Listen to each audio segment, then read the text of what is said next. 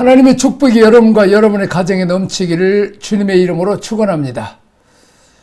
제일 밑에 이제 13장, 이제 왕에 대한 반역 중에서 13장을 보겠습니다. 7가지 비유가 나오는데 그 중에 가장 대표적인 하나님 나라에 대한 가장 중요한 비유는 바로 이 씨 뿌리는 비유입니다. 100배의 결실을 기대하라는 거죠. 자, 보통 이제 벼 하나를 심으면 그게 이제 100배 내지는 120배의 결실을 맺습니다. 잘 되면요. 우리가 씨를 뿌린 이 수고를 해서 복음을 전하고 그리스도를 나눠주는데 생명이 나오는 건 1대1이 없어요. 벽씨 모내기 해서 이 벼를 심는데 벼씨는 90배에서 120배입니다. 고구마는 50배 확산이 된대요. 참깨는 1900배에서 풍년이 들면 2400배래요. 그러니까 복음 전하고, 물론 이 복음이라는 게 양으로만 측정하는 건 아니지만 여기서 씨 뿌리고 나서 전략을 가지고 밭을 잘 기경해서 씨를 30배, 60배, 100배 결실을 맺을 수 있도록 효과적인 사역을 하라는 거죠. 뭘 가지고 해야 되느냐?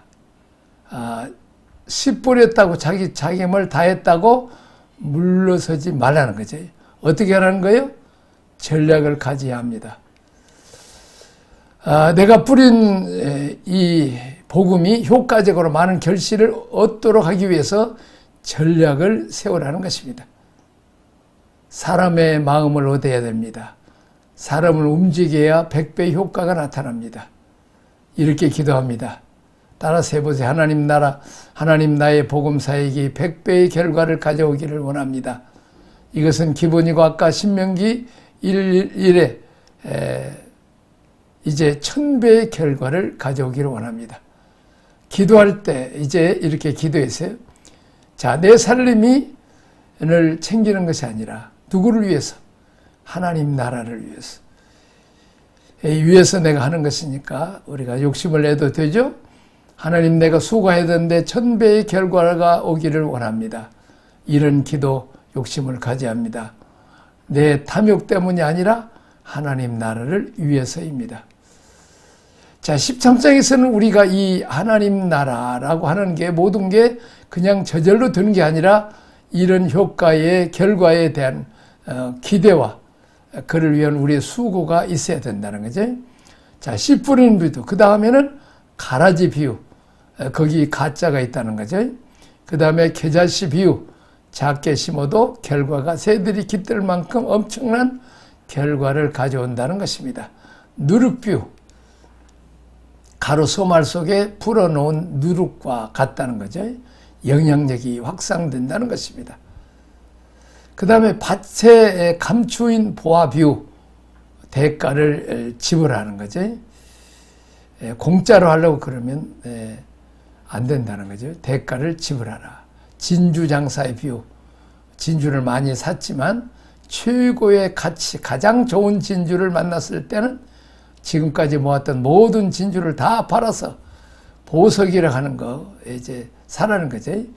보석. 이렇게 조그마한 것 보석이는 아주 크고 좋은 거는 값이 조그마한 것하고는 비교가 안 되죠.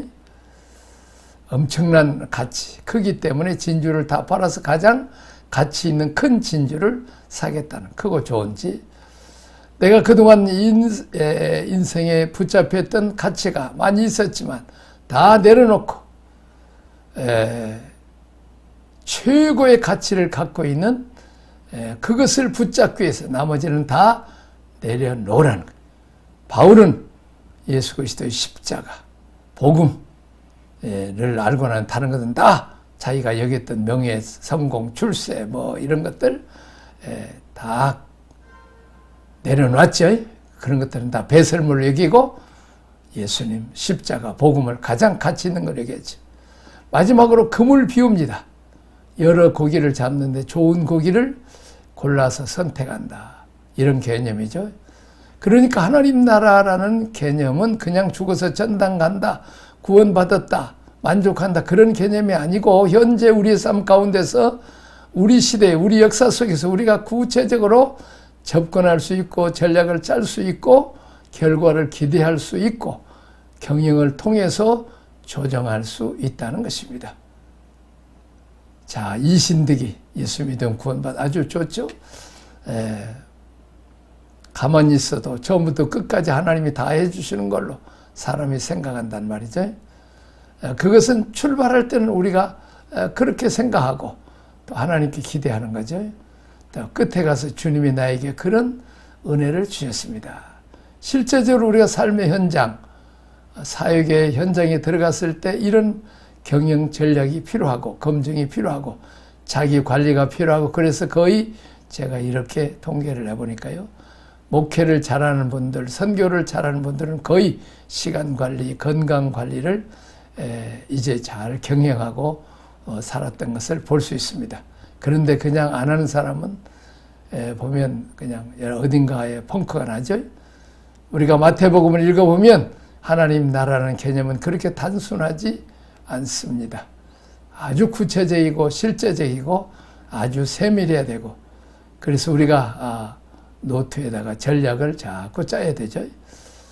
내가 마리아냐 요셉이냐 내가 하나님 앞에 동방박사로 뒀던 준비를 나는 하나님 앞에 뭘 드리겠느냐 나는 주의 길을 예비하기 위해서 사람들에게 그리스도를 어떻게 소개할 것이 있느냐 그분과 어떻게 만나 해주느냐 내 삶 속에 나는 왕권을 갖기 위해서 새 영역에 있어서 어떤 부분이 내가 약점으로 자꾸 당하고 있느냐 자꾸 전략적으로 이런 것을 분석을 해보라는 것입니다.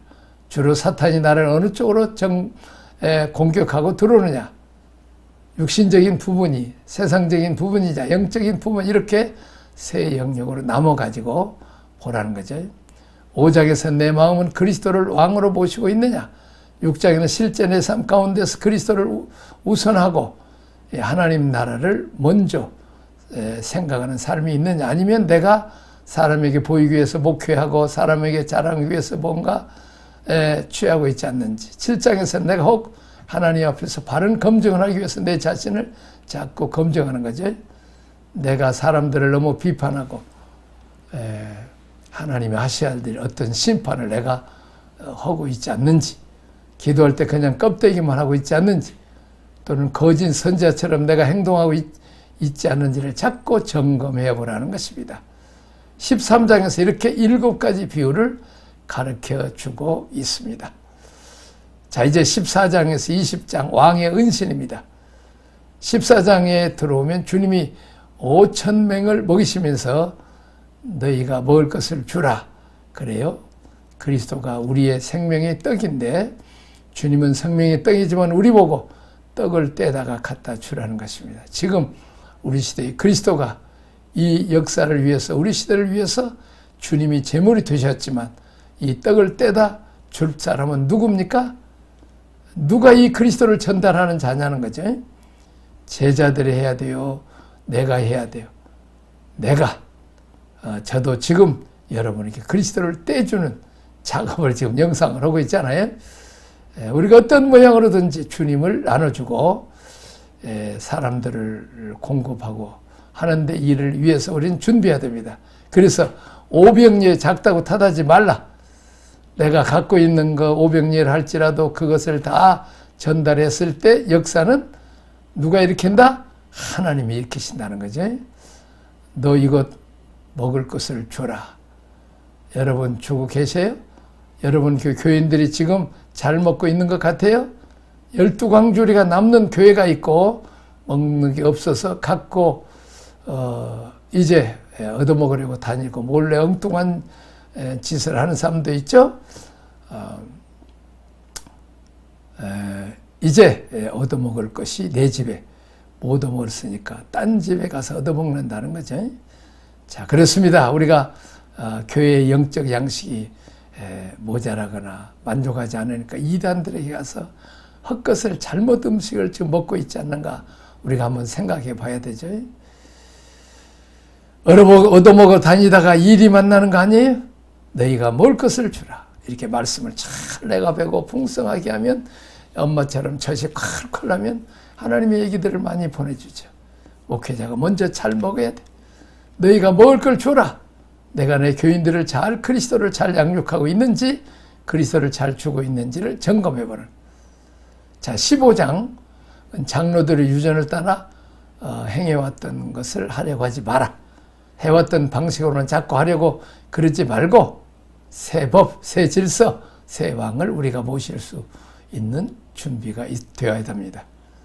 자, 16장에 가서는 그리스도시요 살아계신 하나님의 아들이시라고 하는 이 두 축에서 하나님 나라 교회를 건설하겠다. 자, 28장까지 이 머리에 집어넣고 한번 암기하고 한번 해보세요. 마태복음 무슨 책이에요? 예수님이 왕이시다. 뭐하러 오셨다? 하나님 나라를 건설하서 오셨습니다. 그분이 왕이면 나는 누구예요? 나는 왕의 후사. 그분이 나를 통해서 이 땅에 하나님 나라를 건설하기 위해서 우리에게 사명을 주셨다는 거지. 그래서 1번은 그분을 내가 어떻게 왕으로 모시느냐. 2번은 내가 왕 수업을 잘 받아가야 돼요. 우선 1번, 예수님은 왕으로 오셨어요. 나는 어떻게 그분을 맞아야 됩니까? 예, 반복이지만 1장에서 마리아, 요셉 헌신을 통해서 2장에서는 나의 삶의 가장 소중한 것으로 그분을 드렸어. 그러나 반대로 헤로당처럼 교회를 해치고 그리스도의 몸을 해치는 자가 아닌가. 자, 왕이 오심을 대적한 자들이 있어요. 복음을 대적하고 교회를 대적하고 서기관과 바리새인처럼 입으로만 떠드는 사람도 있고 지식은 많이 가지고 있지만 그러나 이제 동방박사처럼 가장 귀한 것들을 먼 나라의 생명을 목숨을 걸고 와서 아기 예수께 경배해서 이렇게 귀한 것을 드렸어. 아기 예수가 애굽에 피신 갈 때 이제 요셉과 어머니 마리아가 아버지 어머니가 잘 이렇게 귀히 쓸 수 있도록 예수님의 그 삶을 아기 예수를 돌보는 후원자가 되는 거죠. 3장에서는 예수님이 왕으로 오시는데 누가 필요해요? 길을 예비하는 세례요한 역할을 내가 해드려야 되겠다. 4장에서는 예수님이 왕으로 오시는데 파괴되는 세력이 사탄의 세 가지 역사죠. 먹음직, 보암직, 지혜롭게 할 만큼 탐스러운 게 있어요. 주님은 세 가지를 이기셨습니다. 우리도 똑같이 세 가지 결단을 해야 돼요. 우리가 하는 것은 세례입니다. 이 세례가 굉장히 중요합니다. 주님이 왕권을 가지고 사탄을 또 몰아내죠. 5장에 7장 그분이 왕으로 내 안에 들어오셔서 왕으로 오시면 나는 그분의 우선 어디서부터 무엇을 그분을 맞이해야 되는가? 어디로 내 마음에서 그분을 왕으로 이제 인정해야 되죠. 6장에서는 실천인데 그의 나라, 그의 의를 먼저 구해야 됩니다. 사람을 의식하지 말라. 우리가 사람을 의식하는 거죠. 그렇게 하지 말고 종교인 행태고 그렇게 사람을 의식하는 것은 이게 바리새인이죠. 우리는 구제할 때, 기도할 때, 금식할 때 누구를 의식해야 된다? 하나님을 먼저 의식해야 된다는 이게 하나님을 왕으로, 예수님을 왕으로 모시는 거죠. 자, 이렇게 또 교회를 봉사하고 충성하는 목회자와 장로님들과 교회 지도자들을 우리가 돕는 것이 또 주님을 도와주는 거죠. 우리는 이 왕도 아닌데 대접을 잘 못하고 멸시천대하고 그러면 기분 나쁘죠. 근데 왕이신 주님은 참 얼마나 이 땅에 자기가 만든 세상, 자기가 생명을 준 사람들에게서 대접하지 못할 때 얼마나 속상하겠어요. 우리가 하나님을 잘 왕으로 우리가 구제할 때도 뭐 할 때도 다 하나님을 의식하면서 사람 보이게 사람에게서 영광 받으려고 하지 말라는 거예요. 이 원칙을 가르쳐 가짜로 살지 말라. 진짜로 살아. 7장은 왕이신 그분을 맞이하는 태도입니다. 마음으로 그분을 받아들여 그분을 으뜸으로 그분을 예호하고 높여드리고 그분 안에 가짜로 행동하지 말고 바르게 살으라는 것입니다. 5장, 6장, 7장 다음에 8장, 9장은 예수님이 왕으로 오셔서 어떻게 해요? 능력을 행사합니다. 내가 그분을 왕으로 맞이했다면 나도 내게 어떤 간증이 있어야 돼. 나서 예수 이름으로 귀신을 몰아내고 병든 자를 고치고 결박된 자를 자유케 하는 간증이 있어야 돼. 자, 이제 나는 예수님 만나서 예수님 주신 권세를 가지고 이렇게 병든 자를 고쳤다. 또 이런 좋은 일을 했다. 결박된 자를 자유케 하고 낙심된 자들에게 소망을 주었다. 나는 내 환경이나 다른 사람들의 환경을 복음을 전해서 변화시켰다. 이런 간증들이 있어야 되죠. 어떤 목사님 얘기를 들었는데 어떤 할머니 권사님이 고추 농사를 했대요. 근데 1,000만 원을 11조에 그러면 1억을 수입했다는 거 아니에요? 근데 그 해 여름에 비가 많이 와서 그냥 고추가 다 그냥 병들고 해서 고추는 좀 날씨가 조금 너무 건조하면 안 되지만 너무 비가 많이 오면 썩어버립니다. 근데 그 어려운 때도 평년장만 해도 괜찮은데 1,000만 원 헌금할 적 1억 원 수입을 했다는 거죠. 근데 그때 목사님한테 배웠다는 거죠. 뭘 배웠느냐? 64세 권사님이 이제 빛이 있어라 이렇게 가르쳐 줬다는 거예요. 다시 말하면 예수님이 자연계에도 왕이시다 이렇게 가르쳤다는 거죠. 그 권사님은 한글도 잘 못 읽는데 근데 성경을 읽시다 해가지고 성경만 읽는데요. 버스 노선도 잘 모르고 하여튼 근데 다음에 11조를 그렇게 했어요. 자, 어쨌든 그분이 이제 어떻게 했냐면 기도하고 이제 성경을 읽게 되는 분인데 어쨌든 그렇게 나무 이 고추나무 하나하나를 붙들고 비가 오는데 뭐 이렇게 하는데 벌레들은 빛이 있어라 벌레들은 물러가라 고추나무는 튼튼하게 잘 자라가라 이렇게 어떤 뭐 여러 가지 기도를 하고 이렇게 명령을 했어요. 자, 근데 그 자연계 속에서 하나님이 예수님이 왕이라는 것을 이제 삶을 통해서 경험한 거죠. 그렇게 해서 많은 저도 선교지에서 그냥 여름에 너무 덥고 이렇게 밥을 먹어야 되는데 이제 그 나무도 별로 중국은 없어요. 없고 근데 내가 하나님께 이제 기도했어요. 하나님 너무 덥습니다. 7월 말에서 8월 초까지 2주간을 연속을 하는데 그때 내가 한 주일 내가 휴가를 얻어서 그렇게 하는데 아니 구름기둥 불기둥 구약에는 많이 쓰시는데 우리 지금 복음 전하고 이렇게 중국 목회자들과 함께 하는데 한번 구름 좀 보내주세요. 구름아 우리 위에 덮어라. 뭐 차를 두 차니까 뭐 100명쯤 이렇게 같이 먹어야 되고 강가에서 이제 차를 주차해야 되고 강가에서 손도 씻어야 되니까 나무가 없어. 근데 그냥 어디서 구름한테 쏙 들어. 그러면 나는 바람이 불어라. 구름을 해가지고 그래서 밥을 잘 먹고 그래서 두껍게 난 또 두껍게 하라 그래. 그래서 기장 측 군종감 했던 그 목사님 회장 목사 뭐 그렇게 중얼거려. 내가 구름 오라고 구름 와? 그런 기도가 어디 있어?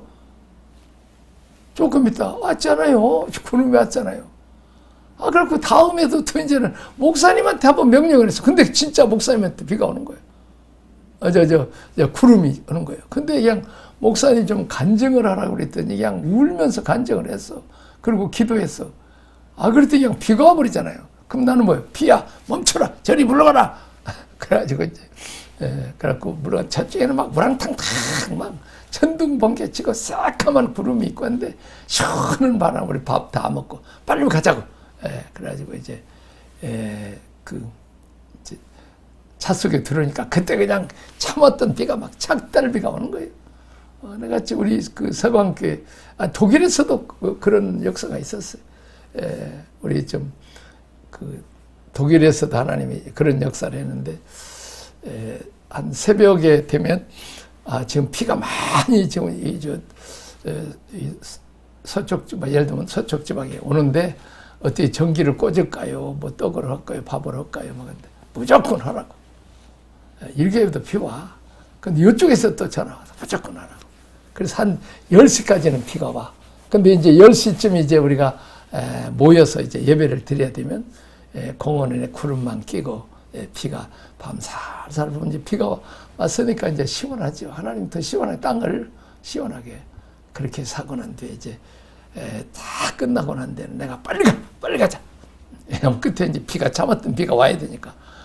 그런데 우리 대학 청년들이, 중고등학생들이 축구를 그냥 독일은 잘 차잖아요.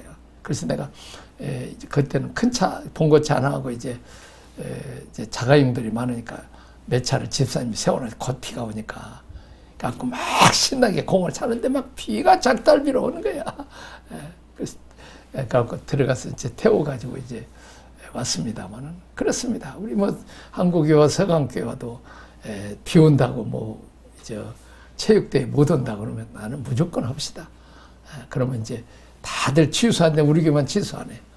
그만 10시나 이제 우리 11시 예배 드릴 때쯤 되면 이제 비가 끝이. 그리고 이제 점심 이제 12시 반이나 이렇게 먹을 때는 내가 또 다 학교 건물로 오라고 그래. 그러면 또 비가 한번 쫙 따라와갖고 그냥 운동장을 또 먼지 싹 가시게 하고. 참 하나님의 놀라운 은혜.